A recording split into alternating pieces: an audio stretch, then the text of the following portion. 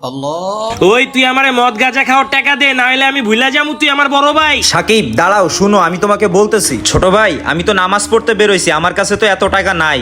কি বললি তুই? আমি তোমাকে বলি নাই টাকা দিব না, আমি তোমাকে 2 বছর মদ খাওয়ার টাকা দিব। ছোট্ট একটা শর্ত আছে। আবার শর্ত? কি শর্ত? এই নাও যাই নামাজ, তুমি টানা 41 দিন নামাজ পড়বা, এরপরে এসে আমার সাথে দেখা করবা, তখন আমি তোমাকে 2 বছর মদ খাওয়ার টাকা দিব। আচ্ছা ভাই, 41 দিন আমি নামাজ পড়ে আইসা আপনার সাথে দেখা করব, আর 2 বছরের মদ খাওয়ার টাকা লগে করে লইয়া যাব।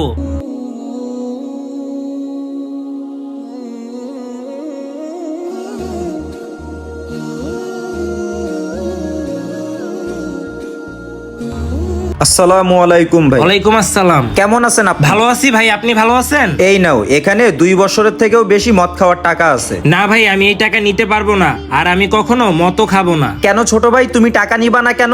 ভাই, আমি 41 দিন নামাজ পড়ে আমি বুঝতে পারছি নামাজে কি শান্তি আছে। আমি দিন দুনিয়ার সব খবর ভুলে গেছি, আমি ভালো পথে চলে আসছি। এখন আমি 5 ওয়াক্ত নামাজ পড়ি, আমি খারাপ পথ থেকে সরে এসেছি। বুঝতে পারছো ভাই নামাজে কি শান্তি? এজন্যই তোমাকে আমি 41 দিনের সত্য দিয়েছিলাম, যাতে তুমি বুঝতে পারো। যাক, আল্লাহ তোমার হেদায়েত দান করছে। হ্যাঁ ভাই, আমি আমার ভুল বুঝতে পারছি। চলো নামাজে যাই, নামাজের সময় হয়ে গেছে। যারা নামাজকে ভালোবাসেন, প্রকৃত মুসলিম, অবশ্যই ভিডিওটা শেয়ার করবেন।